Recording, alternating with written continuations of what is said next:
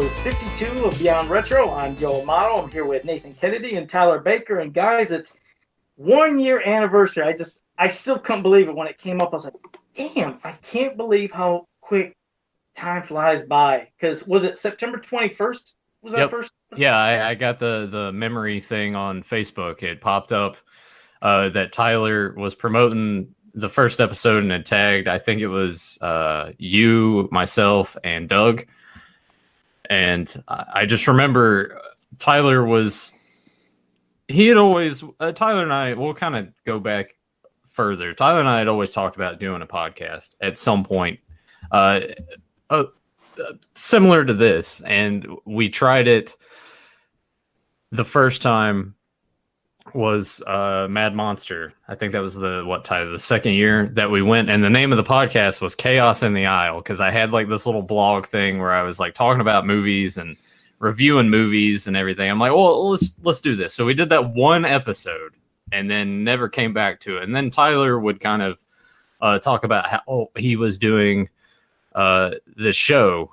Was it Fans of Power, Tyler, that you got, or was there another thing that you started to do at first? And then, because I know at one point you were getting together with people and you're like, yeah, we're doing this like every so often, but it just seems like it was with Joe and Brian. And that was like the constant failures of spending two and a half hours of trying to do a podcast that just never would get going. And we'd record, oh wait, it didn't go through, or some, nonsense like that. And it was just pretty much giving up on it. And because I think I had done Global Masters with Joe, and we both jumped ship because of how that was more about talking toys and acting as if there's nothing else to talk about when it comes to He-Man. And so it kind of felt like doing a podcast about stuff we're passionate about was just never going to happen. So thank God we were put in a position to meet Doug, and Doug got us going and gave us a voice. And here me and Joe are, all this time later still talking about this stuff. And just like me and Nathan would talk, me and Joe would talk privately on Skype about movies we liked from Die Hard and, other 80s action films and cartoons and stuff. Like, God, man, we got a lot to say about this stuff. Like, why can't we do a podcast on this? And, I was actually going to ask how this podcast came to be, but you just said right there that you guys were Skyping talking about the movies. I imagine that this sort of culminated it. You guys would talk about it, but then when did you finally decide, all right, let's go ahead and pull the trigger on this? How did you come up with the name for this show? What were other names that you had in mind to call this? Well, we rambled first. I mean, we were like, every time we talk on Skype, we were rambling about, just like Tyler said, other things beyond Masters of the Universe. And I always said, man, wouldn't it be fun just to do a podcast talking about just movies and 80s stuff or 90s, just talking about things beyond just Masters, because we have passions and all the things. I said it'd be great, but it was always of when and how. And, like at the time with Doug, we were like, well, do we want to ask Doug to record another one? We felt like we'd be, like kind of putting him out, occupying too much of his time. But we kind of pulled the trigger and eventually asked, and, he said it'd be cool. And then Tyler was always talking about his buddy Nathan. His buddy Nathan loves talking about stuff too. Man, Joe, you love this guy. He loves wrestling. He loves a lot of stuff from the 80s and 90s too. And I was like, well, we got to do the show. I said, yeah, he's got to be part of it. And I know you weren't able to be on the first episode we did, but I knew we had to have somebody else. And how he described you, I was like, well, this guy sounds like the perfect, mix. I mean, he talks exactly like we do. I was like, I don't even know this guy, but I know he'd fit in and gel well, which it's good too, because as much as Tyler and I love talking about 80s, 90s and other things, back and forth again, like going from Fans of Power, bouncing back and forth, and then doing Beyond Retro where it's just us two. So having a third person who's just like us just made the show that much better.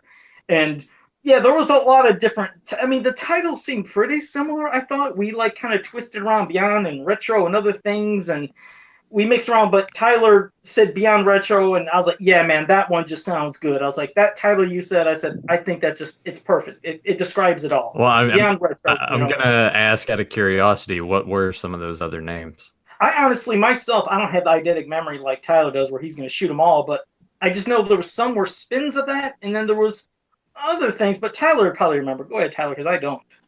I only came up with a couple. Like Retro Warriors was one that I thought was kind of cool. But Beyond Retro was just a take off my favorite video store as a kid, just because I wanted, because Beyond Video, like I associate with the 80s and early 90s of renting He-Man and Thundercats and She-Ra and G.I. Joe and stuff like that from them, and looking at all the horror movies that were on display and all the action films.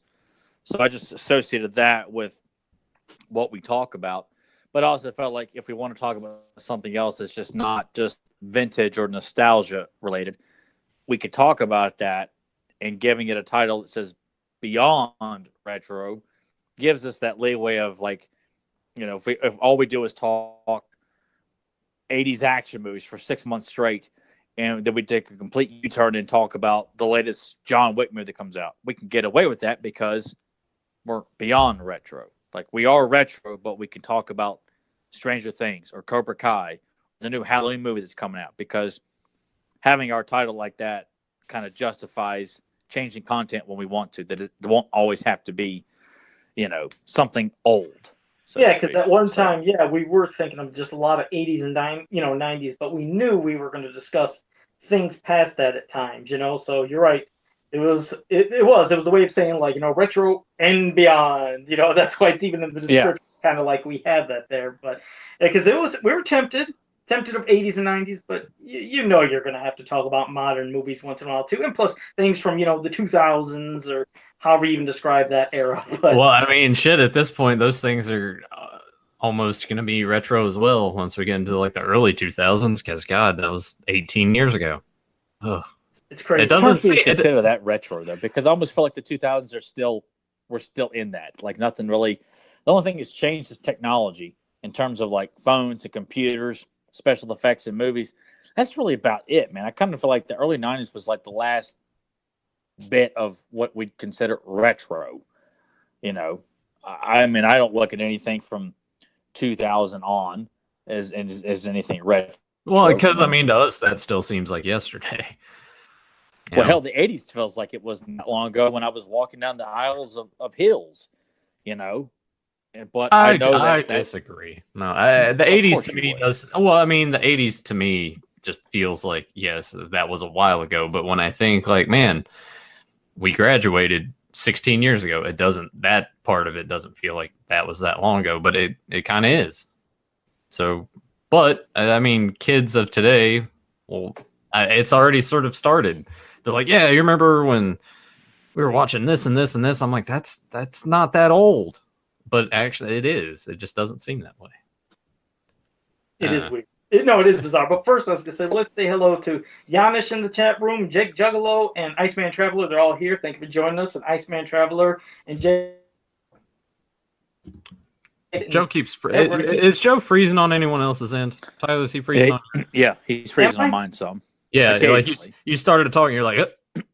Really? Yeah, and then it cuts back into you. I don't know what's going on there, but well, that's probably me and my horrible technology. I almost want to switch angles too and see if maybe. Crap. I always had an issue. Happy 1 year anniversary, everyone! John is fucking horrible technology. All right, I'll try to move a little bit. Maybe it'll be a little bit better.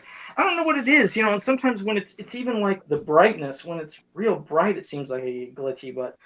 And I'm going to also try to talk slower, because when I talk quick, I don't know if it can't keep up with me.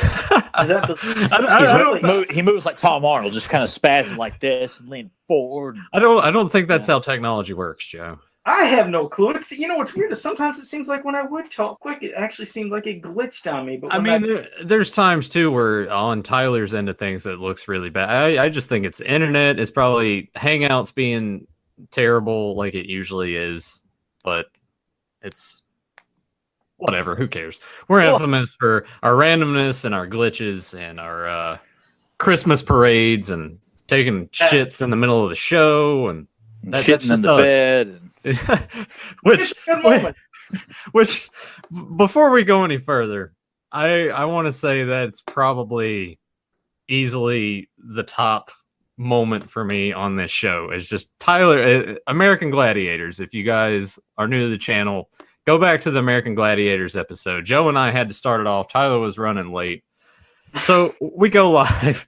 Joe and I are talking about video games to pass the time. Tyler comes in and he thinks that the show hasn't started yet, so he's just like, I've just been really sick, and I was laying in bed and it just fell out of me, and he shit in the bed, and I kind of just allude to, well, you know, Joe and I were talking like we've been live, and just in the corner you just see Tyler's face. It gets me every time. He's just like, just in a wave. He's just like, oh God, no.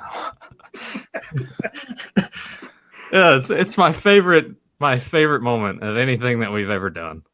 It's funny, like being in high school, I was afraid to let anyone know I had to go take a shit. Why? But knowing, I'm saying because that pretty girl's gonna know that I poop too. Oh no. No, because back then everyone wants to razz you about taking a shit. All right. Whereas on YouTube, I'm like, you know what? It's funny. It makes. I mean, it is. You know, yeah. But I was kind of the same way. I don't know what the fascination was. It seemed like any time even in middle school, anytime you went into the stall and you're taking a shit, someone had to like come in and try to like look over. I'm like, what? I'm taking a shit. Like, what are you looking at? Like, what are you trying to see? Like, yeah, I'm taking a dump. Yeah. Or people became fascinated. Hey, did you guys have to go poop or something? I mean, almost as if like there's not enough going on in high school from like looking at pretty girls or trying to avoid like fighting somebody or talking about a movie or sports or something. We got to focus on. And it's just one of those things where I think old Tyler, that would have like, I'd have been so focused on, oh my God, like I just said that, but I thought it was funny to just pull a Sid Vicious and completely botch it like that, you know. I'm like, let's roll with it. Like, it didn't traumatize me at all. I thought it was funny. So it was, oh God, it's so good. Just that look on your face of just like, oh shit, what did I do? But you embraced it. I didn't know how that was gonna go because I figured you would have been mortified, and you're just like, I can't do this anymore. Yeah, this podcast is over, and I flip everything over and pull a Patriot and leave and never come back again. Patriot. Like, first, I want to say I think me and Joe have had more things like that because Nathan's been pretty steady with it, whereas Joe is just got up and literally goes screaming and yelled at kids at Christmas time, or he gets pissed off at me and Steven Seagal, and there's been some crazy moments. First, and guys, this is like I said, it's our special. I mean, it's our 1 anniversary special, but it's a fan appreciation. So all the questions you guys have, you can ask us anything, and I know you've already started with those. But no, I want to say one thing about school as well. I have never, this is going to sound bizarre, you almost think it's unbelievable, but I never pooped in school. Only peed, and that was all out of paranoia of, like you said, people seeing me poop, and also I was like, I didn't like the thought of it, and plus I didn't like the thought of sitting on germy toilet seats with funky asses. I mean, that will never change for me. I was always a person that I had to put toilet paper around the seat, and thank God most places now have the dispenser where you can get seat covers out and actually put them on. And the paper ass gaskets. I do too, because I don't think one is enough. And if I go in there and I just see like even a droplet of piss on it, I'm like, all right, I'm not shitting here. I am very particular about where I shit in public. But if I have to go, like, if it's a normal shit and I can hold it, then I cool. But if it's like it's urgent, then you gotta make do. Like growing up in grade school. What, Tyler? Are you just like? I'm gonna throw this out here, Tyler's kind of against the idea of what this episode was because he is sort of concerned about, are we going to get enough questions? And I'm assuming he's laughing because he's like, we're just talking about like our shit routines and what we did. Is that basically what that boils down to? Well, no, I'm just kind of like we're in it and we're at it. And I'm really not dwelling on it right now. I will say like when I advertise this, like, do I use a picture of Jeff Daniels taking a shit and Dumb and Dumber? Yes. Like, hey, it's Beyond Retro's anniversary special. Check this shit out. You know?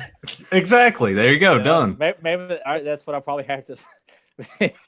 If you're wondering what Jeff Daniels taking his shit has to do with Beyond Retro, you're gonna have to check out Beyond Retros. Definitely. You know, this is one way to celebrate our anniversaries is to talk about pure shit. You know, that's not the last thing to say about it. Though, it was in grade school.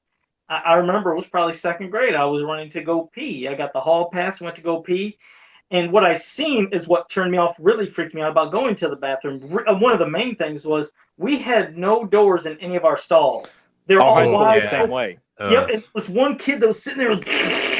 I was like, oh my God. It was like horrifying to see this. I come right around the corner. He's right there, just squirting. I was like, Jesus. And I had to run over the other way to go pee. I got out of there. It stank. I was like, oh God, I never want that to happen to me. So, sweet Jesus. And Grimbot has just joined us as well. Thank you. And Grimbot just said, thanks to the weird lighting shining on my mask, he said for the first time, he said he's noticed my eye holes. See, everybody has always wondered how, some people have asked, how do you see out of that mask? I said, it's the holes in the eyes, but they're always thinking about the slits and they never see these. But yeah, this is how I can look right here. I was even tempted to wear my Jason mask because I thought on the first episode of Beyond Retro. You did. Yeah. So I was going to do this as the 1 anniversary special, 1 year anniversary. I was going to put that on, but I was like, no, that's real constricting and it's hot. So I was like, I can't do that. And that's why, Tyler, I didn't know if you noticed, I got the earbuds in. I don't have my headphones on because remember those things they're shot now. But yeah, so no more headphones. It's just this will be the look. And it takes the heat away too. There's not as much heat now. I was gonna say your ears probably won't be burning up then using earbuds like that, you know? Yes, exactly. So But well, hey, I will say this to close out this whole discussion on something that apparently a lot of guys went through this, because it was one of those things. I will say that I used to be scared to death, like of worrying about having to go to the bathroom, like riding the bus and your stomach starts churning, like, oh my God, man, I don't know if I can hold it. Having to go through all the stops and then the long trip to the actual school, and knowing that the bathrooms next to the gymnasium or the cafeteria had no doors unless you went out into the locker room. I remember telling one of the goofball like football coaches, I need to go use the bathroom. Well, there's a bathroom right there, kid. Like, there's no doors on the stalls. He goes, all right, go on. Yeah, fuck me that I don't want to watch anyone. Like, I don't want someone to come in and see me taking a shit. Like, yeah, and it's just kind of one of those things. Like, because I remember fifth graders walking to me when I was in kindergarten. Like, I used one of the actual stalls that had a door on it. And that's back when I didn't know like how to use the bathroom like men do. Like, I just dropped trowel right there with my bare ass, just you were one of those kids in kindergarten, yes. And I don't think it was for all of kindergarten, I think. But anyway, I had dropped trowel in one of the doors, and fifth graders, which to me were the equivalent of high school seniors, open the door and just go, and then close the door and walk away. Like, it was not this, but it was still like, with my, my bare ass just like displayed, and they just. I mean, it was always funny anytime a kid would do that. I remember, even as we got older, kids in second, third grade, I would go in there. They were dropping trowel like that. But I do have, I guess, another funny story. When I was in first grade, I needed to go to the bathroom, and they were doing maintenance on the one that was on our floor, so I had to go upstairs to the second floor to use it. But the problem was the bathrooms were in the same location on both floors, but they swapped what was the boys' room and the girls' room. Oh, God. Yeah, so I accidentally went into the girls' room. And they all had doors. That's what pissed me off. I remember sneaking into one to try to see some of the girls. You know, you did it when you were a kid. And I remember. No, I didn't do that. Well, only the book thief did that. Okay, well, I did. I ran into the girls' bathroom. I just, sometimes, hell, you're a kid and you're just. Joe's a pervert. Well, anyways, I did. And when I ran into it, and I remember seeing, I was like, they all got doors. That's what I was like. I was so pissed. Like, they got doors on all their stalls. Because I figured if I went in there, you're going to see them all open, all the stalls open. They're all closed. So, Joe, how old were you? Oh, no, it was probably. This was last week.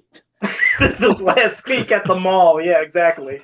No, third, fourth grade. Joe's walking around with his modular mask on. Some guy in like a He-Man mask walked through here, wanted to know if I, They wouldn't know that it was a He-Man mask. Now you're giving them too much credit. That's what would make the story so absurd. Is that the girl that was taking the crap, Joe's outside like Beavis, like, plop, But you did, man. I really did. I thought, man, because there was a hall monitor that would go around. I remember walking to the bathroom, but then there was the girls that was just around the other corner. And I remember walking. I was like, I don't see any hall monitors. I was like, this is my chance, and I just dashed in there real quick to see. And all the, like I said, all the doors were red. Like, damn it, because I didn't want to go up to the door and open if anybody was in there. But I thought I was going to get a free look, and that backfired. But I did find out, well, girls have doors and the guys don't. So that's, I guess, what I found out that day. Isn't that kind of odd, though, that they don't think guys deserve privacy, that if they decide to go in and they have to, take charge of number two, that they want everyone to be seen. I guess assuming that all kids in elementary school are going to be in there snorting coke in the bathroom stalls or some shit like that. It's like, we want to make sure that all the teachers can walk in and see young boys with their pants down taking a shit. Because either, we want to make sure that perverts can come in and take advantage of this, or assuming that all little kids are doing drugs, that all the DARE programs were not enough, that we got to make sure the doors are removed. So that way, when little Nathan Kennedy's in there rolling a little doobie there, that he can be exposed to the world, Man, in high school, people always thought that I smoked weed all the time. I guess they always I can thought say that based on how you looked. Did you have long hair? I did. Yeah. But maybe it's just, because people are like, he looks like Shaggy from Scooby-Doo. I'm just like, man, fuck you. I don't smoke weed. I don't do any of that shit. But I would have, and then I would get mistaken for another guy that did. So maybe that was part of it too. Like, hey, Elijah. I'm like, I'm not Elijah. Like, Elijah weighs about 100 pounds more than me. Oh, Elijah, that's where people got you and him confused? Yeah. God, man. Yeah, I don't know. It doesn't make any bit of sense to me. Well, shoot, guys. How about we start off with one of the first questions in the chat room? And I wonder if someone's going to ask, what kind of toilet paper do you guys use? Quilted Northern, sometimes Cottonelle. I just get the dollars. It depends on what's on sale too. Joe uses the Scott tissue, like what they use in school. The stuff you can see through. Well, you get 4 for $1 at the dollar store, so that's where I get. Oh, mine. Of course you do. But Giannis in the chat room says, how about this one? He says, is there anything you guys have said or done on this podcast that you regret? Me, as much and as fun it was to do that thing for Christmas, and it looked insane, and I know Jake got a kick out of it. I didn't know it was going to be that badly botched to where nobody could see or hear or nothing. And I think I'm giving everybody this great tour. Like, look, this is when Santa Claus comes through our neighborhood with all these lights for the kids, and you guys couldn't see shit, couldn't hear shit. I come back, I'm all happy, and you guys are like, Joe, we couldn't see or hear a thing. And that was the beautiful part, because you were just like, hey guys, look at this, isn't it great? And I'm like, I don't even know what that is. And I don't even think you guys could hear me half the time either, could you? At least I didn't think you could. No, it was mostly... It was like random noises. Yeah, it was like you could hear the sirens and hear you just be like, shit, in the background. Because I guess like you tripped on a rock or something when you were running out. I don't know. I couldn't remember. There was and snow. His mask came off and the kids saw what he looked like and he's exposed to the public. And you remember they're screaming, and I said they're screaming at Santa, and I thought you guys said, no, they're screaming at you because you're wearing the mask. But that was mine. I don't know. I regret it because I wish it would have worked better. I don't know about you guys, but that would be my thing, I guess. Tyler, you got any regrets? I'm still trying to mull over it and think. Probably the Halloween 5 discussion was my least favorite because. Well, that's a least favorite. That's not like a regret. Was there something that you've ever said that you just like? I probably shouldn't have said that. I take it all back. I don't have any kind of regrets like that. I guess regretting not getting enough rest because I was so tired. Because when you just do this on Fridays, like I just come home from work, I'm beat up, I'm wore out, and I had no stamina a lot of times to do the podcast. And sitting there and listening to you guys go on about Halloween 5, what's felt like, oh my God, man, I just was about ready to lose my mind. But if I wasn't as tired, I probably could have sat through it a little bit better and given a little bit more to that discussion. But no, in terms of like my content, no, I don't have any regrets because. If I make a mistake, I own it and I apologize for it. Or, hey, I goofed my trivia, but nah, I can't think of anything. Not really, no. I think really the only thing that I guess really the only thing I regret, which I wish I would have not been as nervous all of those first, I don't know, probably like 10 episodes that I was on, like each time, because I would talk to Tyler afterwards, and it was always just like now I feel like I can take a breath, and I wish, I don't know why I was so nervous, but that's the only thing. If I could go back and change that, I definitely would. Oh, I didn't think you did bad at all. I never really noticed, but I mean, I guess we're all we're our own worst critics, as they say. Like, we'll judge ourselves more than other people do. Sometimes we think people really hate what we said, or we're thinking, oh God, I don't know if they're gonna like that, and then usually don't hear any kind of things, any kind of bad feedback. So it's usually us just freaking out over nothing. So, but yeah, there's, I guess, not really many regrets. Just mine with my insanity outside, and well, one quick one from what was that? Jake Juggalo, idiot. He said, "Well, question: will Joe ever figure out how modern technology works?" No, it won't, Jake. I just can't. I can't do it. I got shitty technology. So, well, I think eventually over time, because that's the thing, the show has evolved. Because I went from doing this on my phone at the beginning and doing that first episode that was on at Tyler's place in separate rooms. So it's kind of amazing that people couldn't hear us talking in the other room, to Tyler upgrading from his phone to a tablet that he has, to me getting a webcam and another microphone. Like, it's going to keep evolving. I know Joe has talked about eventually at some point he might make the jump. Maybe. See. I mean, if you guys noticed, I did upgrade from those headphones to these earbuds, and they don't look that great, but they sound, I mean, for me, I can sound a lot better. And these were $1, by the way. You get them at the Dollar Tree for $1, so that's saving some. Beyond Retro is sponsored by Dollar Tree. He's going to have to wait till iPads are available at the Dollar Tree, like 20 years from now. And for 50 cents or something. Yeah, I mean, that would be $1. That would be cool as shit. Yeah, because those headphones, those actually, that's kind of pricey. Those were $15, and they were pretty good headphones, but these are a little bit better. So, okay. Well, I didn't know, Nathan, did you want to handle another question from Janish in the chat? Yeah, I got to see where you left off at. Towards the bottom. I think that's where the next set of questions are. There's two from Janish right at the bottom. And Grimbot, remember, if you got anything, and Jake and Iceman Traveler, anybody else that's watching, you guys can ask us anything about anything from the 80s, 90s, now, whatever. Toys, games, whatever. All right. Well, Janish asks, anything you really wished you could forget from the 80s or the 90s? Oh, God. Whew. For me, I just love the damn 80s. Am I saying it was perfect? I'm sure there was some shitty things, but for me, I love everything from the movies, the cartoons, the foods, damn, I can't think of it. I mean, here, like, I don't know, it's something as simple as this. There was a flavor of Hubba Bubba gum that was called Chocolate Hubba Bubba, and damn was I in love with it. It sounds gross, probably. And it kind of does. Yeah, very. But I love that. And then they had this one candy called a Wispa candy bar. And it was like a commercial, like it flipped on a cloud and melts, and so damn good, and just shit.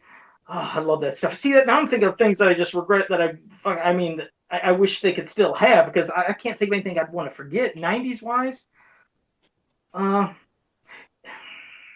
I don't know. Maybe when technology started going into I think that's it. Okay, yes, it always somehow pans back to video games for me.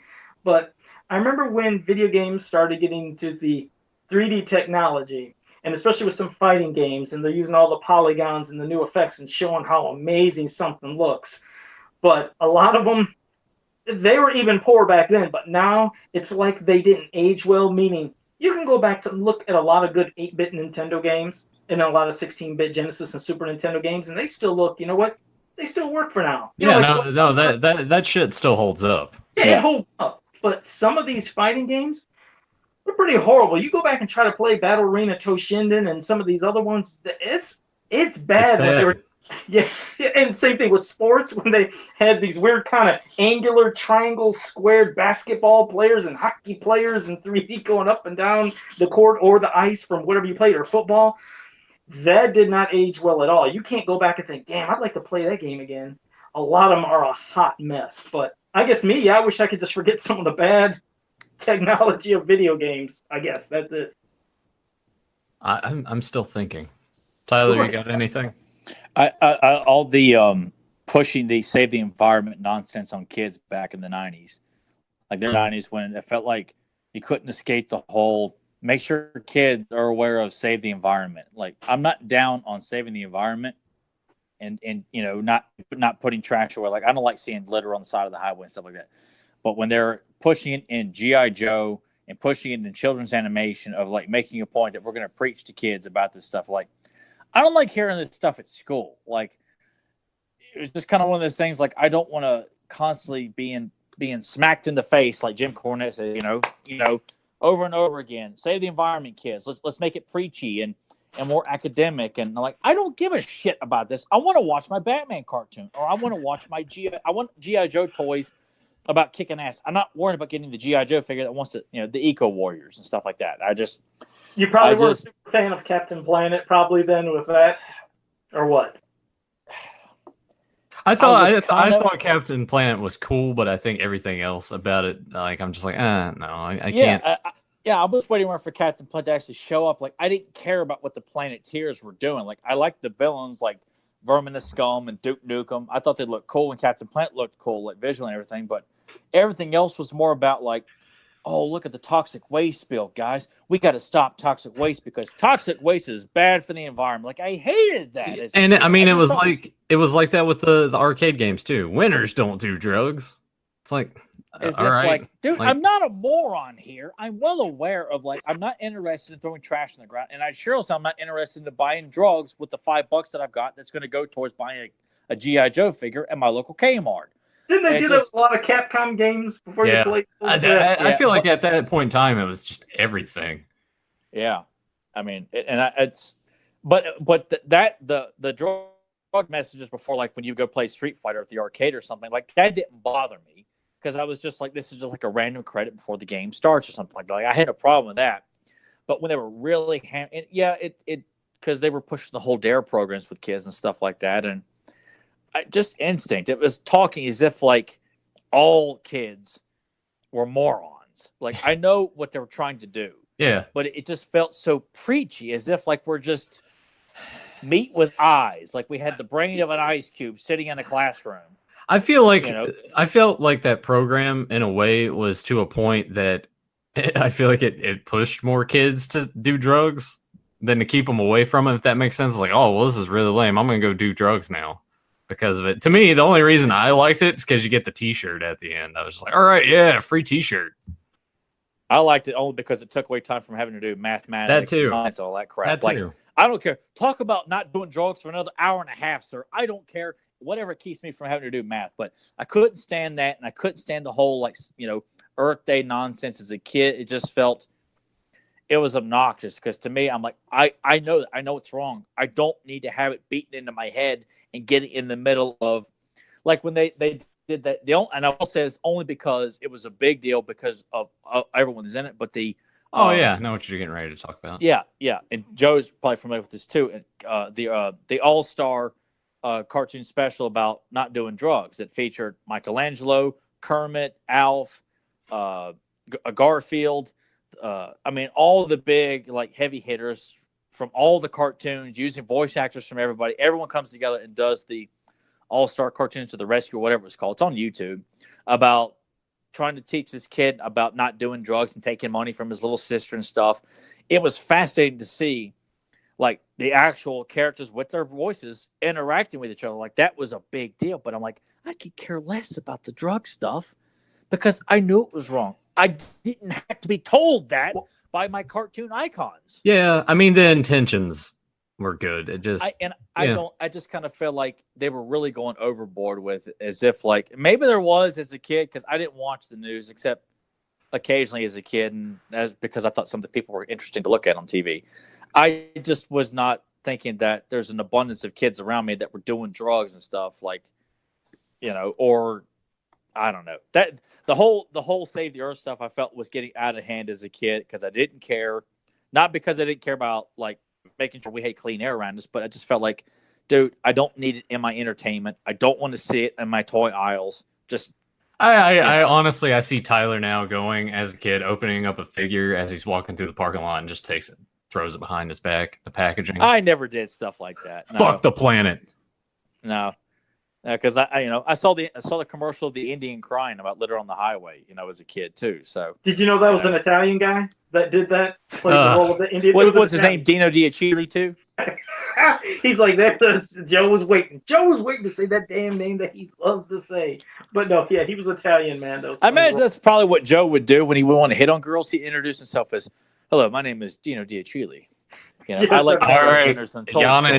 Giannis put Joe's mask on James Bond and put that name underneath it in like the same style. Perfect. Yeah, I'm a Chile, Dino Chile. I'd always say Giuseppe, yeah, because that's my name. Well, you gotta. Yeah, I gotta do that. Oh, see, I'm banging stuff again.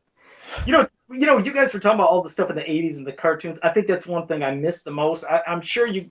Well, I don't know if you remember, and that's what sucks about not having the Saturday morning cartoons like we used to have. That how we loved waking up for that. But I remember that when there was going to be the new fall season on Friday night, it used to be CBS. They actually had a special that would talk about all the cartoons coming on all the channels, which you usually didn't see because usually CBS only talked about CBS stuff. But they'd always talk about the new Saturday morning cartoon lineup. And man, did I get giddy. I'm sitting there waiting like, oh God, what are we going to get? What are we going to get? And I remember like the first time they were showing, there's going to be an Alf cartoon and a Back to the Future. And I'm like, what's going on? What's going on? Man, I just remember flipping out and loving that special night of knowing the stuff that would be coming. And of course, then you loved waking up Saturday mornings. And I just wonder why that had to go away. Why did it have to go away to where now kids wake up on Saturday mornings and there's no cartoons on their local channels? It's news. And it's like environment shows and nature shows. Well, because Netflix, they can just go. Yeah, Cartoon Network and Disney Channel play all the cartoons as well too. Like, yeah, because it was before Netflix. Yeah, I don't get it. I mean, I feel bad for those kids that like their parents don't have Netflix or Hulu or a streaming service, and yeah, they're just sort of stuck with, well, what am I going to watch on Saturday? Well, at this point too, they probably that's not even a thing in their DNA. It's not like, oh, it's Saturday morning, I need to wake up and watch cartoons. And it's kind of, and what the thing that's interesting is they have, you have your basic regular local channels, but then there's the other ones that, I guess if you have an antenna or something, you get like RTN and Retro TV and whatever, and there are still cartoons in the morning for kids to watch. Yeah. The thing is, they give them the 80s ones. They had for the longest in my area for 4 years straight, they were doing He-Man and She-Ra back to back in the morning. I was like, well, this is fantastic for kids. Wake up at 7 and 7:30. It's like start with He-Man, then went to She-Ra. But in the second year, they got rid of She-Ra and then just doubled up on He-Man. And I didn't understand that. I was like, I thought kids would be watching them both, but for whatever, I don't know if there's rights involved. I have no clue. I don't know what the behind the scenes stuff is, but for some reason, She-Ra was axed, and then they just doubled up He-Man for the next 2 years, and then that went away too. But it lasted a while. It was kind of cool. But, well, is there any questions you want to hit again in the chat room? Well, I just wanted to say real quick, if there's something that I wish I could forget, it would probably be Saved by the Bell, the new class, because it was terrible. I didn't like it. Yeah, I agree. Yeah, I didn't like it. Janish asks, Joe and Nathan know that I love movies of Bud Spencer and Terrence Hill. I know now that they didn't know anything about them. Would you guys watch a movie to make an episode about it? Yeah. I think Tyler would probably bow out and just be like, it'd be like Rawhead Rex or something. But yeah, sure, why not? Yeah, I'm always open to seeing something that, well, if I don't remember, I never did see. Yeah, I'll give something a chance, and then I can say whether I loved it or hated it. But yeah, I'm not going to just put down somebody's movie or their likes or whatever. No, definitely. Yeah, we can try that. And then Chris Chambers, who I'm pretty sure this is my old dear friend that we used to play Xbox Live together, Mr. Miracle. So if this is indeed Mr. Miracle, I'm just going to say, "Who, man, what are you doing?" He'll understand that. But Chris Chambers asks, Arnold versus Stallone. If you had to watch one's movies and the others cease to exist, who would you pick? Also, who do you think was more influential during the 80s? Tyler, will let you go first. It's sort of like your big bread and butter. So you pick one, but the other one ceases to exist. Who would you choose between the two? I feel like I know the answer to this. It'd be Arnold, probably. Yeah. But I mean, they're right there neck and neck for me. But that's the thing. If you pick Arnold, though, then like I have no Rambo, I have no Rocky. Yeah. But if I want to keep Rambo and Rocky, then I have no Predator, I have no Terminator, I have no Twins, no Kindergarten Cop, no Eraser, no True Lies, no Red Sonja, no Conan films. So I mean, there's ultimate sacrifice either way I look at it though. But both Arnold and Stallone have been in my life so far that I don't know life without them. That's how long they've been in my life. I couldn't tell you the first time I saw their movies because it's been embedded in my brain. Just like I can't tell you the first time I watched the He-Man cartoon, the exact moment, because I don't know life without him. But I instinctively, I would probably have to pick Keeping Arnold because Predator is my favorite film of all time. Conan is in my top 5 films also. I love Commando. I love Kindergarten Cop. But don't get me wrong, it would be a bittersweet decision because knowing that Rambo would be completely wiped out from existence would be absolutely heartbreaking, like gut-wrenching. So... And who in your opinion, do you think of the two was the most influential of the 80s?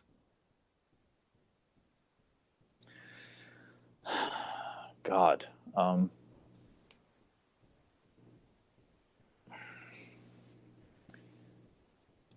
Of the 80s, God, man, because Arnold had Terminator and Conan, and even though Predator was a very popular film, it didn't reach that level of popularity like Terminator did.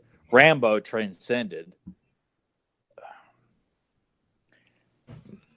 I would probably say Stallone because of the popularity of Rambo, and Rocky 3 and Rocky 4.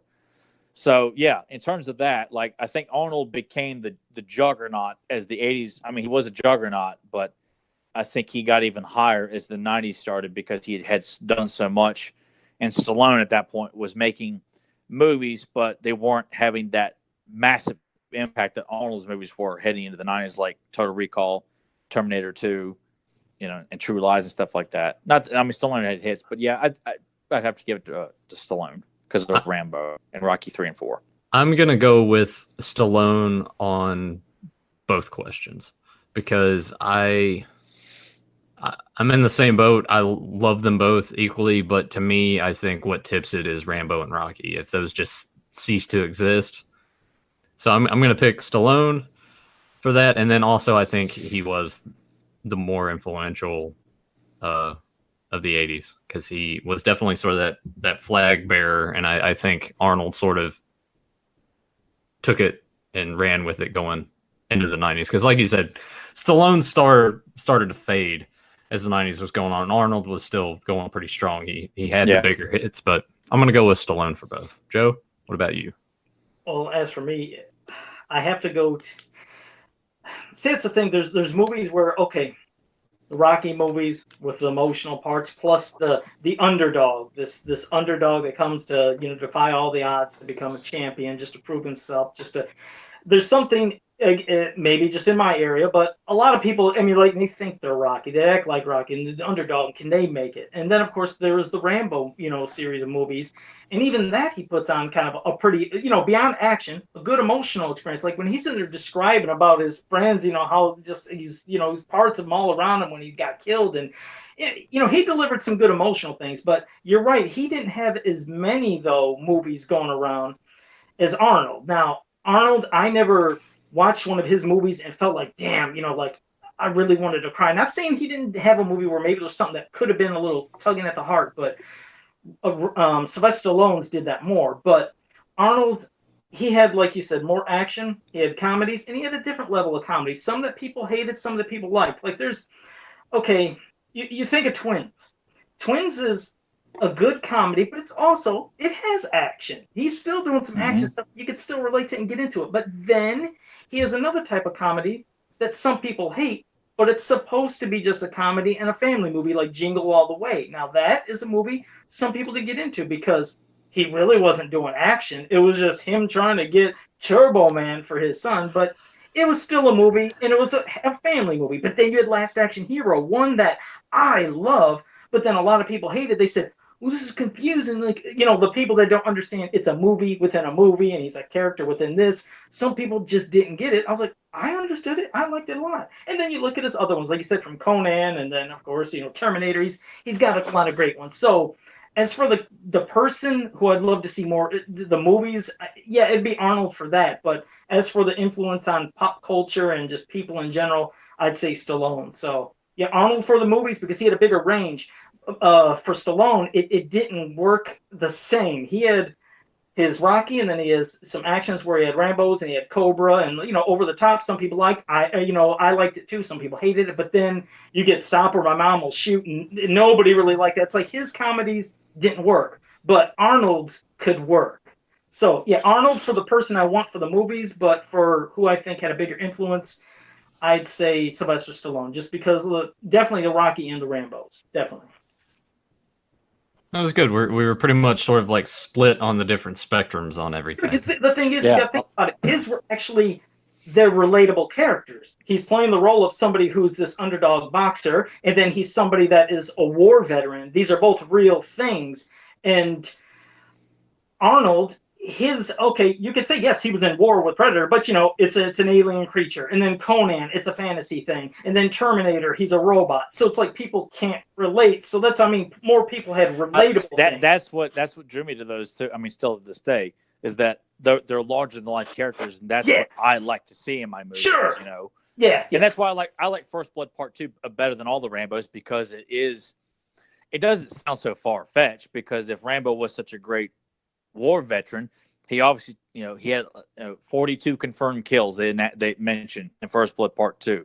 42 guys have met their demise at the hands of Rambo. So for him to go to Vietnam and take out many Russian soldiers, many Viet Cong soldiers, it's not far fetched. And people shit all over First Blood Part 2 and say it was nominated for Razzies for worst actor, worst director, and all that stuff. Pisses me off when I hear people shit on that film. Agreed. Yeah. All right, Nathan, sons of bitches. What you got next, Nathan? Let's see. Carlos asked. Well, first of all, he says congrats, guys. But then he asked, "What do you think about Mattel making 5.5 Motu while licensing to Super 7? I know they'll make different things, but seems odd for a licensor to compete with their licensee." There's a lot of people seem like they've been asking this and questioning it, and some people even wondering, well, does that mean Mattel is just going to take over all 5.5 and eventually Super 7 won't do any? I don't know if that's the case, but what Mattel is doing, it's what Tal and I have spoken of before, is right now it's just basically variants. It's nothing super spectacular with the show. Shocker! Mattel is producing just nothing but variants. It's just variants, and it's variants of 5-inch style up to the giant style. And hell, if it's going to make them money, great. But I don't think they're going back to wanting to do the 5-inch permanently. I'm assuming it would stay with Super 7. With Super 7, at least they're going to be trying to do many different characters and unique characters. Are we going to get variants or characters that we've seen before? Sure, like how the 5.5-inch, they're doing filmation versions of like everybody, which, I guess it's good, but I want newer characters. It's more variants still. I want to see somebody like Icer and Batrox. I want to see them in 5.5-inch style. I don't need to see every single main character in filmation style now done 5.5-inch. It's like, I've had enough of that. It's cool, but no. But yeah, it's interesting. You're right. Both of them doing 5.5-inch, but it looks like they just are having two different game plans. Mattel maybe just shooting out a lot of variants, and then Super 7 trying to give us at least new characters. So, and we'll see how it continues. And I don't even know the prices. That's another thing, Tyler. I don't know if you heard, but Mattel hasn't really stated. Because this is still all possibilities. It's not a definite. It's if you want it, you have to let it be known that you want these 5.5-inch variants and giants. But I don't know what the prices are. Are they going to be more or less than Super 7? Has that been said? No, I mean, they don't. I almost feel like Mattel doesn't know what they want. Like, if you don't know by this point the demand for He-Man from the fans, then who the hell's in charge? Like, why do you feel the need? We got to put out some variants and just say, do people want He-Man figures? We don't really know. How the hell do you not know? And by this point, like, dude, and do they want more He-Man? They probably do. I mean, here's the thing, though. They had the subscription service for the classics that ran for years. How does that not give you the information that you need to know? It's almost as if like they're just, you still wonder if people there are still like reflective of the 2000X line and ignoring the fact that what killed it was variants. Yeah. And here they are pushing more variants. It's like the primary source of action in Mattel is like this supernatural power that just tells the employees only variants. Only variants. Barbie, nothing but variants. Hot Wheels, nothing but variants. Wrestling figures, nothing but variants. The same damn John Cena figure over and over and over again. He-Man, we're going to revisit that. More variants. But John Cena's got a new T-shirt out. You got to make another figure. We got to get a variant today. He's got a new ball cap, new variant. We got black jean shorts. Get a new variant. You know, just I just felt at this point Mattel should have no business wandering around aimlessly thinking, do people want this stuff? I just kind of feel like if you're not aware of the legacy and the popularity of He-Man is with the fan community and how well these figures sell when you give them something they have not gotten before, or you acknowledge the demand and the desire to get characters that had not been released yet, or to get characters that are done with full articulation, that look beautiful, and you let the Four Horsemen work their magic. It's like, you know, dude, you don't have to look too hard. You are connected to everybody or anybody you want to the Four Horsemen, to Brian Flynn and the good people at Super 7, to Val Staples at He-Man.org, and the people that work with him. You don't have to dig too deep to figure out if there's a demand for this stuff or not. And for them to pretend as if, like, do people want a slime pit variant of He-Man in, like, giant scale? Because those big-ass figures, they were flying off the shelves back then.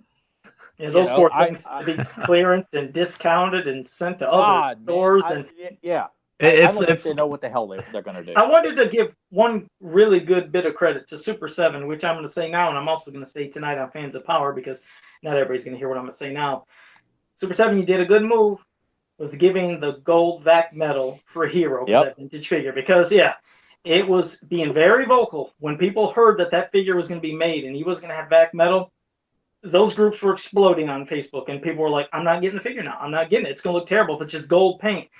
Well, it was heard by Super 7, and they have now said, yes, Hero is going to have his back metal gold armor and boots. So Super 7, really great move, good job. You just saved the sales for that figure. So I had to let that be said. But don't try and push a variant of, like, plain gold variant Hero and re-release Hero game with just don't even think about it. All right. Picture that. Oh God, I shouldn't even say it. Like $19.99 for just plain gold, $24.99 for vac metal. But no, definitely just vac metal. That's it. That's all we want. But it proves and it shows that companies do listen, and I applaud them for that. So good job, Super 7.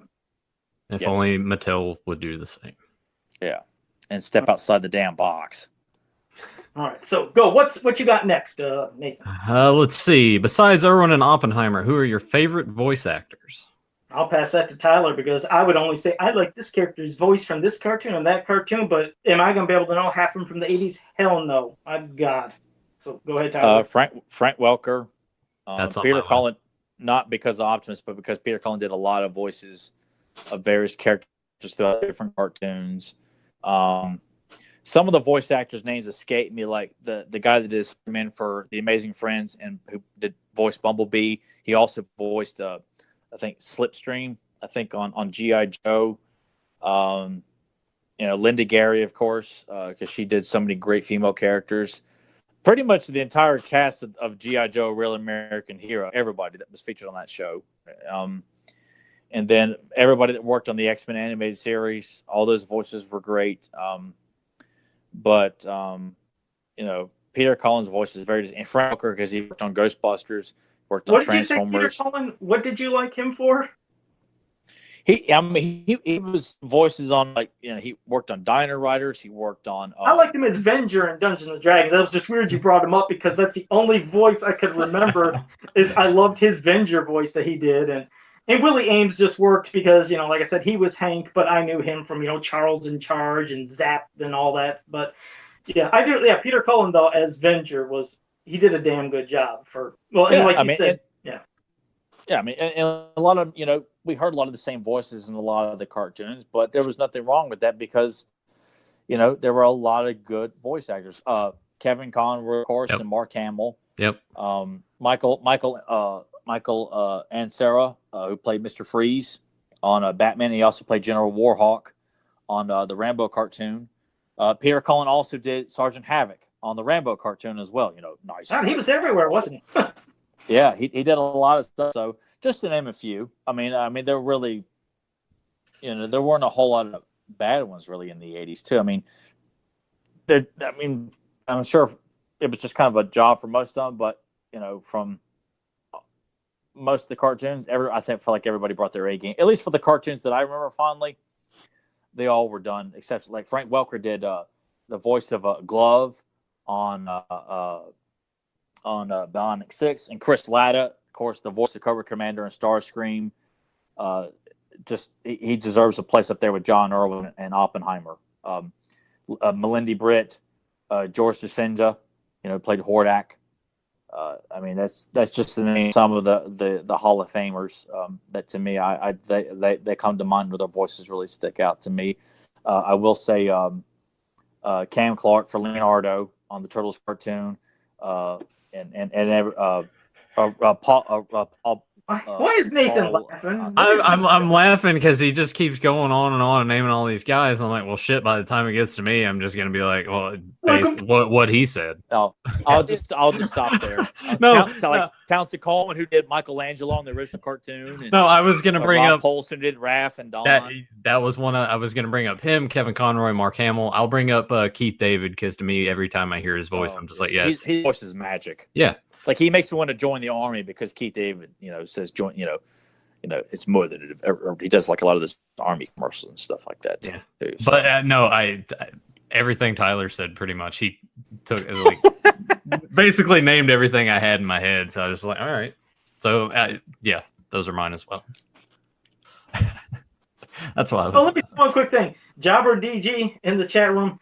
Yeah, see, that was one movie I tried to avoid when we were talking about Arnold's movies and how he had some comedy, some work, some like, some this. Junior? Yeah, I didn't like Junior. No, yeah, I did not like Junior. So yeah, Jobber DG. Yeah, Junior. No, no, didn't work. I still have never seen Junior all the way through, and I plan to keep it like that. Oh, it was. I don't need to see my favorite actor of all time pregnant. It was not. It was not a good movie. So just had to do that. But back to you, Nathan. And knowing that was directed by Ivan Reitman, Danny DeVito's in it, and Frank Langella is in it. I mean, God, not everything can be good, right? It looks good on paper, but no, that couldn't have looked. I just don't. And I heard Arnold did it as a tribute to his wife at the time too. I mean, I appreciate the thought behind it and sort of stepping outside the box, but I mean, really though, like, yeah, who wanted to see that? Janisch, he wants to know when we're making that movie that Tyler keeps bringing up. All these imaginations that Tyler has while he's stocking shelves at work.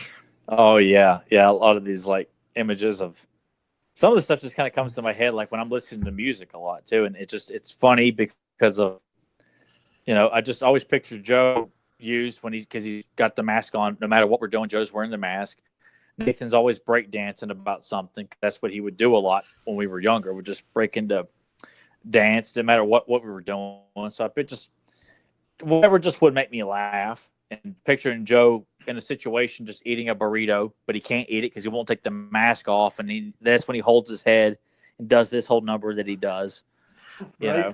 But we would have to fly Joe out here. But I think at some point, the three of us do need to get together, like in person, and do something.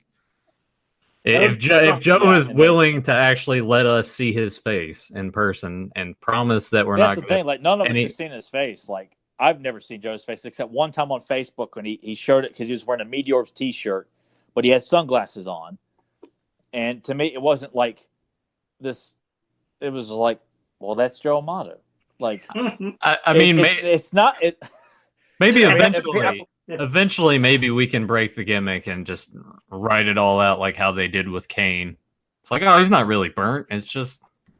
We could hype it up like that, like Joe is, disfigured. And then we record it, us like doing like the epic reveal, like when Kiss like revealed themselves on TV of like what they really look like.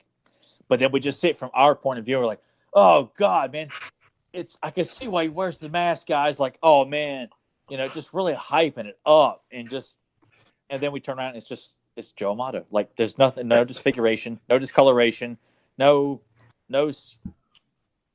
oddities, no matter what Joe will build himself up as. Well, we're already getting some stuff in the chat. Don't ruin the mystique of Joe. I agree. Okay, I guess we could say he's kind of like, living beneath the streets of New York, hanging out with sewer people, and he's visited occasionally by Linda Hamilton. I mean, would that work better for you? That's better. I like that. Beauty and the Beast. We could do that right there. That'd work. That'd work. But maybe eventually, at some point, Tyler and I will be able to meet Joe in person. Yeah. Yeah, have to see. So, all right, and yeah, he had to see. It's just like, yeah, it's like no, that ain't gonna happen. It's like yeah, and Giannis. Oh, Giannis, you'd like doing the seat. I saw this question. I'm like, dude, I don't even feel like we should bring that one up. I'm gonna do it quick, just because then I can say what I always say about it. Here we go. Giannis is, will Masters of the Universe get a new movie? Well, here's the thing, Giannis. Beyond how for 3 years straight on Fans of Power we have talked about this. Giannis, you got to start watching Fans of Power more, sir. Yeah, exactly. Well, the thing is, you know how people say, "Oh, Tyler, Joe, come on!" No, it really is this time. It really is. And then even before Fans of Power on Facebook, every time they mention, I was like, "Guys, we've been hearing this for almost 15 years. Not gonna happen. Not gonna happen." I said, and I keep bringing up all the instances where they say it's happening. Oh, they got a new director. Oh, they got a new writer. They got a new producer. A new movie. It's like we hear the same thing. It's like I'm not believing it until I see the first fucking trailer at the theater. When I see a trailer, then I'll be like, "Oh, the movie's happening." Otherwise, because remember, guys, and Tyler, as he'll tell you, it's coming out next year, remember? December 2019. We've been hearing that for what, Tyler? Almost 2 years straight, and they still haven't started nothing? Go ahead, Tyler. Well, hell, I mean, the rights have already gone back to Mattel, which is why they announced their own film division. So yeah. And even with that, I'm like, I'll believe it when I see it. You know? Yeah. And obviously, if Mattel is wondering about the demand for He-Man right now, why the hell would they decide, well, we don't know if they want these variants. Why would we sink a lot of money in pushing for a live-action film? You know, it just kind of feels like everyone's just walking around with, you know, a blindfold on and a gag in their mouth and something covering up their ears, and just they don't know. They're absolutely clueless. You know. Yeah, it just gets tired. We would love to see a new movie, but I'm just not. Like I said, I've lost all interest because we've just been repeating this for 15 years. Yeah, I have too, and it clearly shows. Look, by this point, if they were really interested in making it happen, I think someone said, "Look, I love this idea. I love these characters. I love the story we could tell with these characters. Let's do it. Let's get it going. Let's make it happen. Let's treat it with respect." Like no one. It's just strictly. It's not important enough for them. So if it ain't important enough for the good people in Hollywood, then they can take their thoughts and ideas and shove it up their ass and just don't bother. Do not make another He-Man movie. Don't think that Tyler and I, don't think that we're not wanting a movie. Sure, we'd love it, but we've just seen the same trend. It's just happening over and over, so we can't get excited. So, yeah, when there's some official thing, sure, but otherwise, it's not even worth our time. And Hemo Togi, thank you for joining us in chat room as well. So, but yeah, that one, that's that one. So what did we have next? And Chris Chambers, thank you for joining us. He said he was heading off, but it was nice having him here.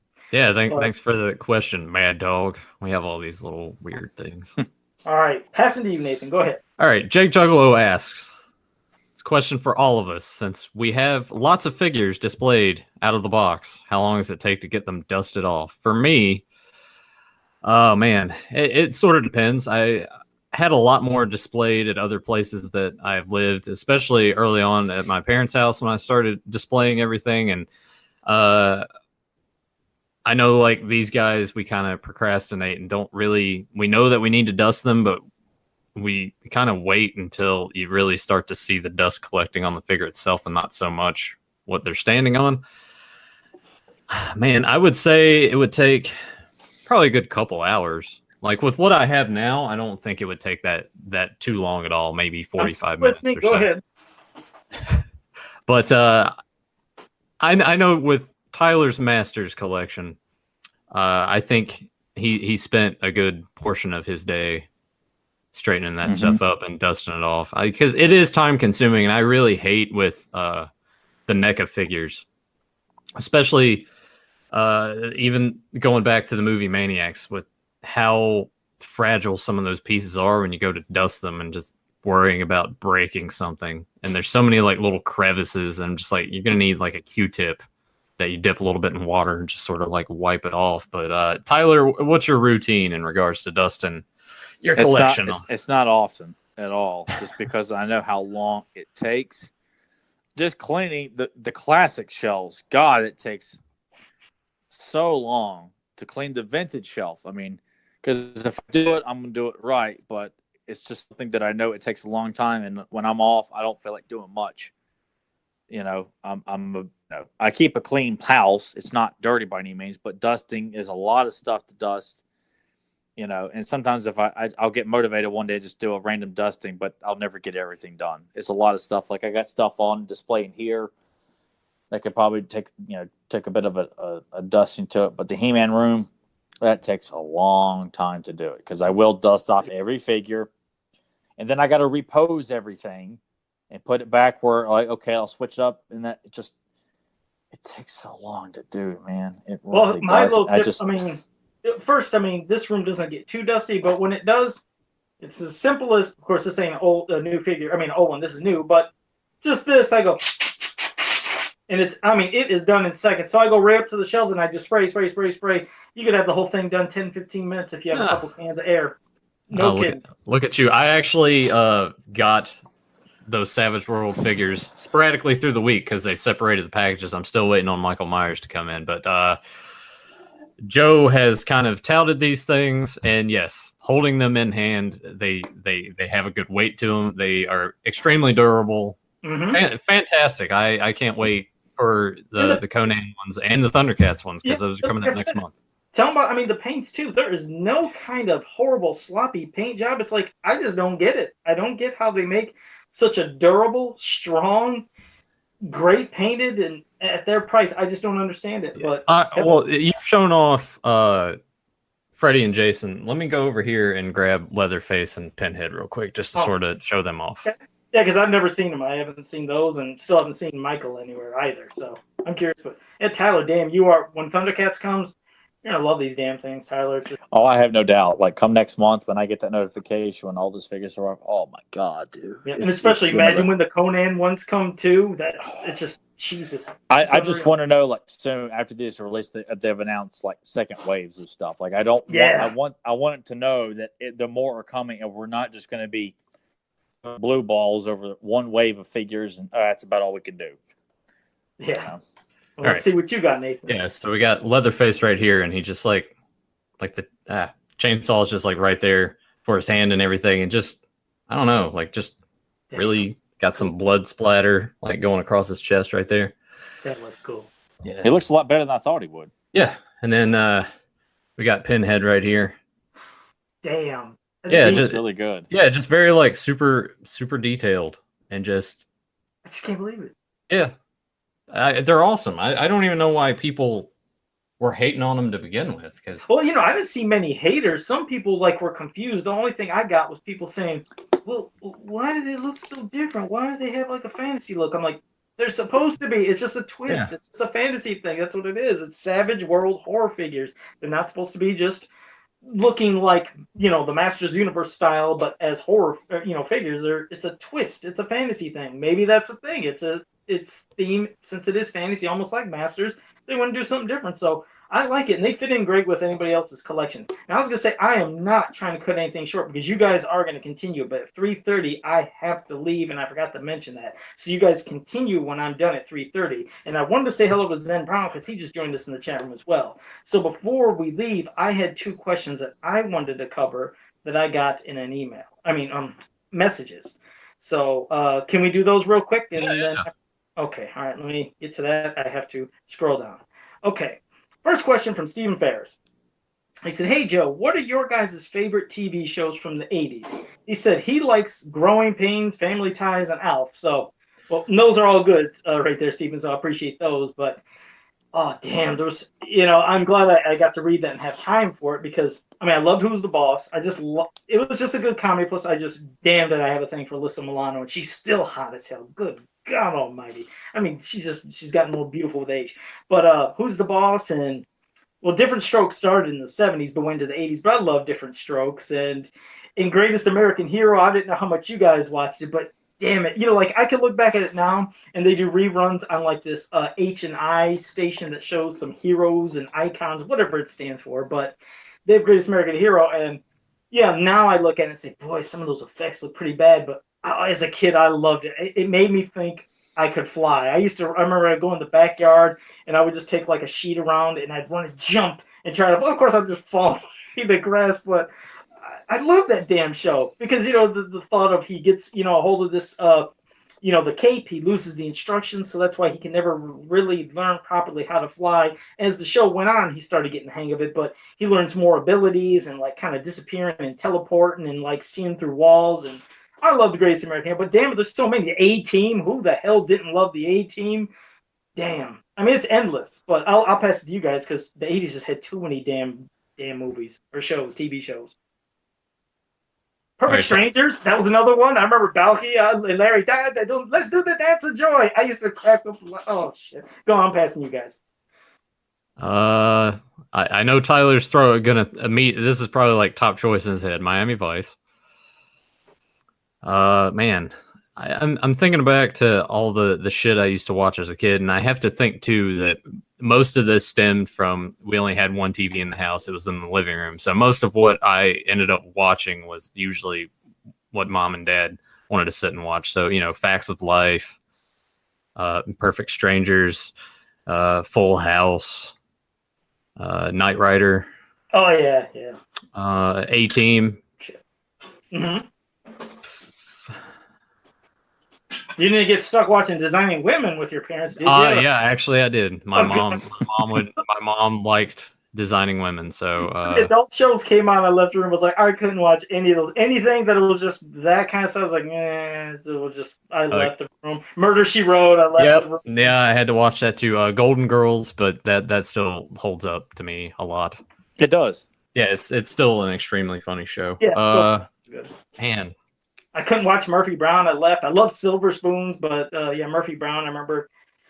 I don't know, those older just shows, Remington Steele, those kind of things, just like they did nothing for me. See, even back then, I was just like, yeah, Pierce Brosnan. No, like I just never liked Pierce Brosnan. I don't know what I think. I think it's just his face. I was just like, he looks too cocky. His face. He looks like an asshole. Like I can't get behind him. I mean, GoldenEye's cool, but I played the video game first and then watched the movie. I was like, Pierce Brosnan. Game's cooler. I don't know. Tyler, what about you? I know it's Miami Vice is. Yeah. Miami Vice, Cheers, Alf. How did I fucking forget Cheers? Sorry. Both of you, but I don't think Joey even said Cheers. I didn't say Cheers. It was one I occasionally did, but I didn't do backflips over. But it was okay. I just didn't go. Pee-wee's Playhouse. Oh yeah. That was something I watched religiously on if as long as we're keeping it in like live action, that was more children. I used to watch Different Strokes and Webster a lot. Small Wonder. Used to watch Small Wonder. Yeah. Kind of look at the show. I did like Murphy Brown. Mork and Mindy. I used to watch that in reruns a lot. Married with Children. I didn't watch that till about the early 90s, so I didn't catch any of that. The Werewolf Show that came on in '87, which scared the shit out of me, but it left such an impression on me that I will say that. I attempted to grow up a set of balls and watch it. And you said they still haven't released it on DVD for some reason, correct? God, I can't believe it. That one, that freaked me out. And I only have the memories from my childhood. I've not seen it since. But I knew it was damn good because he got that kind of like pentagram on his hand before he shot. Oh, damn. That, The Cosby Show. Mm-hmm. Oh, yeah. Did enjoy watching that. And... I mean, Golden Girls was something I watched. I remember, there were so many shows that I watched that, my parents would either watch or my grandparents would watch. Like when I stayed the night at my mom's house, Beauty and the Beast would be on. Hee Haw, Star Search. Hee Haw, I had to watch a lot when I would go to my grandparents' house. What was it with grandparents back then? Just being obsessed with Hee Haw.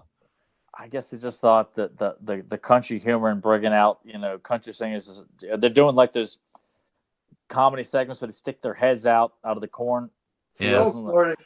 The older lady that wore like the straw hat and had like the price tag hanging on it. Yeah, the Roses. She was like the spokesman for Roses back in the day. I for some reason as a kid I always thought that was like a tea bag. And I'm like, I didn't know what it was. That doesn't make any sense either. I'm like, why the fuck would a tea bag be hanging off of her hat? Whatever. But why is she walking around with the price tag still attached to her damn hat? I don't get it either. Yeah. Oh, JSP joined us as well. Thank you for joining us. And he mentioned one. Man, I haven't thought about it until you just mentioned it. He said Sledgehammer. Oh, I love that. Him and that giant gun. Trust me, I know what I'm doing. I remember how that always. Yeah, damn, I forgot about Sledgehammer. That has been a long time. Do you guys remember Sledgehammer at all? I honestly don't. No. The only time it really came to mind is when it got released on DVD, and there was sort of like a big buzz around. It's like, oh, Sledgehammer's coming out on DVD. I'm like, what? I don't even know what that is. What Hammer? No, but yeah, that was a good one. It was a comedy one, but it was like a cop show, but comedy. There's a lot of things going on in the chat room with things they love too, which you guys may have to mention when I leave.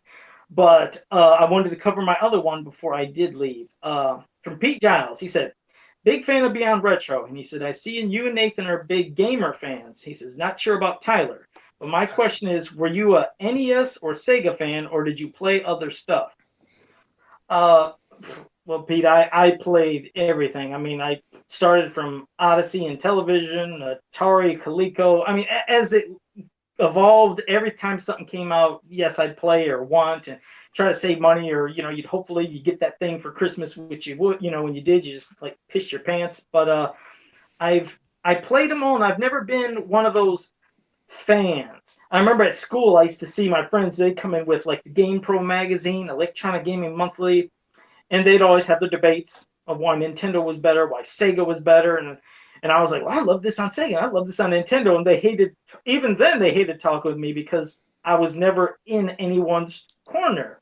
I always tried to defend. I was like, well, Nintendo definitely has the third-party advantage. I said they have a ton of games that you're never going to see on Sega. Sega's putting out most of their stuff. I said the Master System, it is more powerful. I said, and they do have better-looking graphics. I said, but they don't have that third-party support. I said, but there's great games on Nintendo and great games on Sega. I loved them all. I love playing Super Mario Brothers as their flagship. I love playing Alex Kidd on the Sega Master System. But not many people had the Master System. Most people that were, around my area had the Nintendo. And there were the rare kids that would have them both too. But I was never just a Sega or a Nintendo fan. Hell, I played, the NEC with TurboGrafx 16. I loved anything. Hell, the Vectrex. I don't know if you guys remember the Vectrex. It looked like a little computer monitor, but it wasn't. But it looked like a mini arcade game. The controller would like go into the machine, and you'd pop it out, and you'd push the power button, and they'd give you this overlay that you put over the screen that represented the color of the graphics, because all it was were vector graphics. Yep. It was, but I liked it. So that's me. I'm just picturing Joe as a kid going to school and talking about third-party support and all this shit. Like, it's me as a kid, I never even thought about any of that. I did this on purpose in one of my classes. We had to write a paper on something. I wrote on one of the video game systems and all the 16 bits and the specs and all this stuff. It confused my teacher so much, and he hated reading what I was talking about. He just gave me an A because he didn't even understand what I was talking about, but he thought it sounded so in-depth. Because I used to obsess on bits and bytes and megabits. It was so stupid. It's like, here's your grade. Just shut up, Joe. That was it. Almost like probably you two right now. You're waiting for me to stop. But that's how the teacher was. He did not really care about wanting to hear what I had to say. He was just, yeah, hey, there you go. No, in regards to me, I was a Nintendo kid, but that wasn't just because I hated Sega. It was just more of a money thing. My parents were like, I want a Nintendo, got the Nintendo, and I just sort of stuck with Nintendo for the longest time. But my friend Josh had Sega stuff as well, so I would get a taste of that. But I was never one of those ones that's like, I'm on this side or the other. No, I'm like, it's video games. That's all. It's just, I'll consume everything. I've never been that way with that sort of stuff. That's pretty much the same here. Yeah. We got the Nintendo. I wanted to play Sega because they always advertise a lot of games. Like at the time, the Sonic when it came out, and the Tick game, the X-Men game. And like knowing it was just for Sega, I'm like, oh, this sucks. But we had Nintendo. That's what me and my brother wanted. And then when Super Nintendo came out, I wanted that, so we got it. We never really pushed to have a Sega because I had a couple friends too that had Sega. So if I wanted to play Sega, I'd get my fix over there because we were actually pretty happy with Super Nintendo. And I to this day, if I had to pick one, I definitely would pick Nintendo over Sega. And Super Nintendo had so many of the great turtle games, the Ninja Turtle games, and a lot of others. All some of the side scroll beat 'em ups that I love are all on Super Nintendo. Whereas I know Joe likes Streets of Rage, things like that. But Final Fight, Turtles in Time, Peacekeepers. I mean, all Sunset Riders. all those side scroll beat 'em ups. I mean, I had a blast with those on Super Nintendo, and that's what drew me to that, or at least always, always just kept me content with Super Nintendo. So No, you're right. They all had so many greats. It's like I remembered how excited I was when I'd play Raztan on the Sega Master System, though, because it was my version of He-Man. I always say that story because we didn't have a He-Man game for the Sega Master System or Nintendo. Yes, we had Atari and some of the real cheapy looking ones, but as for Nintendo and Sega, there was no Masters of the Universe. But when I play Raztan on Master System, it's this barbarian warrior with a sword, and after I remember every time I beat the boss, there was a way that he could attack where he would like take his sword up like that, and I always try to make it look like he posed with the I have the power pose. Hell, I even did that in Hook. I don't know if you remember playing Hook on Super Nintendo or it was also on Sega CD as well. But I remember Peter Pan, because it's based off the movie Hook. I remember he would do that where at the end he'd hold up his sword and I always said, I have the power. I was so obsessed I never realized that how much I still carried He-Man into these video games when He-Man was gone. There was no He-Man stuff, at that time. So it was my way of passing it into the video games because I was that obsessed. Oh, yeah. Wait, I'm sorry, real quick. I want to say hello to Eric Amen in the chat room. Thank you for joining us. And he said Genesis had the Teenage Mutant Ninja Turtles Hyperstone Heist. You're right. And that was a great game, too. Yeah, it was just sort of like an alteration of Turtles in Time. I think there's like a different level or something like that. Yeah. I never really got to play Hyperstone Heist, so you'd have to give it a shot. If you got any emulators or something, give it a shot. It's a fun game too. Yeah. Right on. Joe, are you able to take maybe one more question and give your answer and then go? One more, then you guys continue. And I hate leaving on our 1-year anniversary, but I have to do something. But still. All right, I'll wait for Tyler to get his earbuds back in. I don't know what's going on here. There he is. You good? My phone has completely died on me. Like it's not charging or anything, so it has me a little distraught. Oh, yeah. All right. Yeah, that really sucks. Yeah, it's not charging. I can't turn it on, and I was just using it before we started recording the podcast, and I'm like, it's not working. That's what you get for having an iPhone. Anyway, Janish asks if you could do an all-time Survivor Series main event 4-on-4 kind of match, who would be involved? Joe, we'll let you go first. That way you can go ahead and do your thing. Well, I'd have to have Ultimate Warrior. You got to have Ultimate Warrior. I'd have him with Hulk Hogan, and I got to put it with one of my favorite 80s tag teams, Demolition. Just, damn it, I love their look. I love their music. That'd be great. Got to put him against, let's see, Ravishing Rick Rude, Ted DiBiase. In his time, maybe, and Andre the Giant. I know you figure, why wouldn't you put another tag team? But I don't care. I don't have to, this is my 4-on-4, so I can do whatever the hell I want.